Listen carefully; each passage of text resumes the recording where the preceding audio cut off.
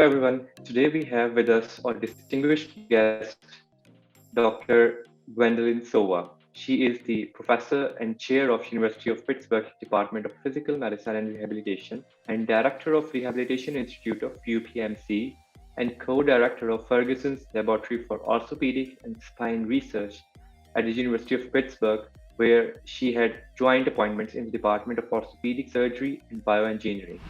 She has completed her PhD in biochemistry and medical degree at University of Wisconsin and her PM&R residency at Rehabilitation Institute of Chicago.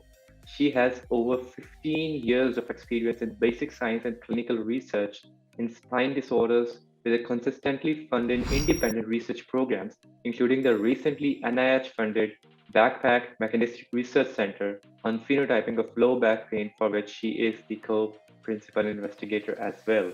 Welcome, Dr. Sowa. How are you? Thank you. Very well. Thank you. How are you?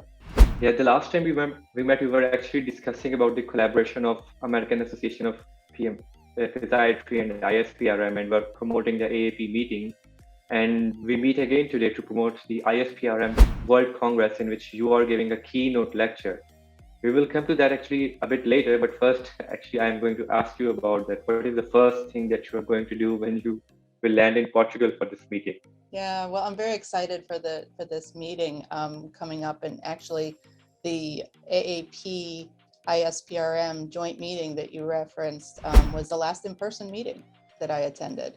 So what I am most excited about is getting the opportunity to reconnect with friends and colleagues. And as I understand it, this meeting is shaping up to be the largest in physical and rehabilitation medicine in the world. And so really looking forward to making new connections, not just reconnecting with people that I haven't seen in about 2 years now. But probably the first thing I'll do when I land in Portugal is try some of the wonderful food, because I've never been to Portugal and I've been reading such wonderful things about it, particularly the seafood. And I understand salted cod is a local delicacy, so I'm really looking forward to that. Wow, that's nice, because Portugal is a place of variable culture and excellent food, So, have you made a list of where do you want to go first? Well, yeah, I actually, we are looking forward to exploring quite a bit while we're there. I'm planning to bring my family, and we're going to make a summer vacation. We're going to extend our time and make a summer vacation out of it. So my daughter's particularly interested in hitting some of the beautiful beaches that we've been reading about. Okay, great. My son is really excited about learning some history while we're there, because of course the history in Portugal is fascinating. And so hitting some of the monuments, museums, and churches that carry just an amazing amount of history, particularly compared to what I'm used to in the United States, much older and more historic and important monuments that we look forward to seeing. So, and I'm looking forward to some bird watching. I've been reading a little bit about the local birds, so lots to explore, and I can't wait. Oh, that is all some amazing stuff. So actually, I have been, dying to ask you about your backpack project. What's the update on it? I know you are still working on it, but can we please get a sneak peek about what should we expect when the results come out? Yeah, this has been a really exciting project. So BACPAC is part of the National Institutes of Health HEAL Consortium, which is helping to end addiction long term. And we have been very fortunate here at the University of Pittsburgh to be part of a large consortium across the United States that's looking at how we can better phenotype patients with low back pain. And so over the last 2 years and for the next 2 years, we're going to be recruiting 1,000 participants with chronic low back pain and doing deep phenotyping, where we're going to be looking at biologic markers and biomechanical markers and behavioral markers, big data sets, clinical data, and putting that all together and mining it in a way that we hope to be able to develop more precision-based treatments, personalized medicine approaches, and being able to leverage the consortium and work with others from around the United States, I think is going to let us learn something new, and perhaps have some insight into some information that we wouldn't have otherwise looked for and might not have investigated had we not had access to these very large data sets.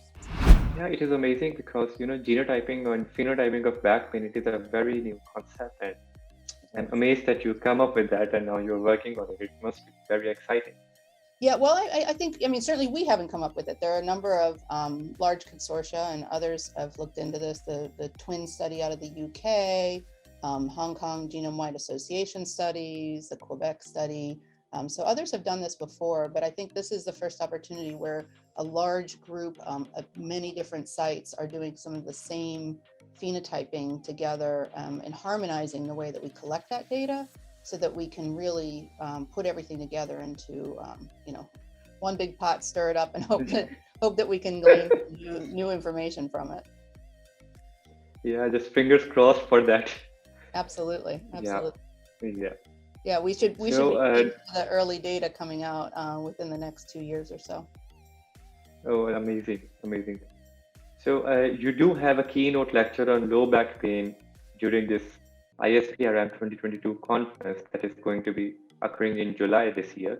And it makes sense that since you're working on BACPAC as well, and you have such a vast history of research in spine, so you're one of the few people in the world who know the most regarding low back pain currently. So can you tell us a little bit about why is it necessary that we take low back pain seriously at this point in time?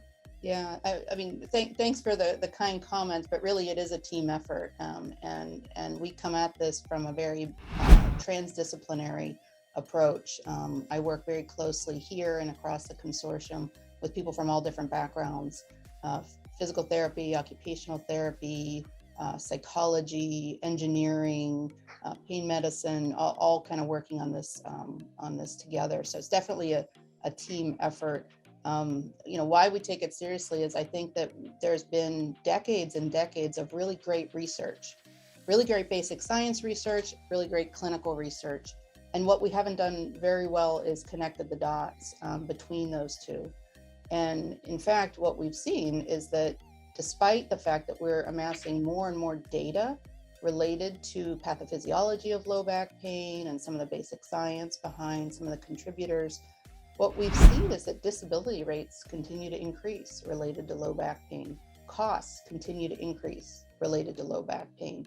So even though we're learning more, we aren't finding ourselves having improvements in outcomes, particularly quality of life measures, in many of the treatment studies that we've looked at. And I think that we need to really rethink how we are approaching this, so that we can use some of that information in ways that are going to have a beneficial effect on outcomes, because just getting more basic science information or gaining more clinical data is probably not going to make that difference. And the reason is, I think it's because we're not doing enough to match the type of patient with the type of treatment.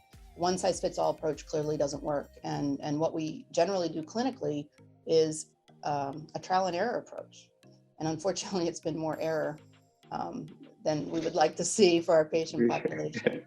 So I think we need to try to do a better job at designing the right treatment for the right patient at the right time. And once we can do that, then I think we're going to start to see some progress. We're going to start to see some improvements in outcomes, improvements in quality of life, improvements in function, all the things that we hold near and dear. That is so true, because low back pain is such a tricky topic, and every patient is just so different that you just have to find something special for everyone so that you can help them get rid of this disability. Absolutely. It's more of a syndrome than it is a pathophysiological diagnosis. Yeah. Exactly. So, okay, Dr. Sowa, can you just give us a bird's eye view of what your lecture is going to be about? Yeah, so I was trained as a basic scientist, and so I am going to talk about some basic science, but what I'm going to try to share with the group and hopefully get some feedback from the group, because I think that's really what's most valuable in these coming together meetings, is how we can translate that. And so how we can mine the data in more sophisticated ways, how we can let the data tell us what we should be looking at. I think for many, many years, and certainly our research team has been in this stage of investigating the things we think we know and trying to demonstrate an effect in something we already think we know. Markers of inflammation, markers of matrix turnover for the musculoskeletal tissues, these pain markers, these sorts of things. But what we know is there are a lot of barriers to patients' recovery that are outside that straightforward pathophysiology. So to translate that, what we need to do is collect the data sets and let the data tell us some things so that we can design new hypotheses and novel directions for developing treatment. So that's what I'm gonna talk a little bit about, how we can use that basic science, but then also how we can use large data sets to develop new hypotheses that we can test at the basic science, but as well as the clinical level, in hopes that we can translate some of that great information that we have that hasn't made its way to improving outcomes yet.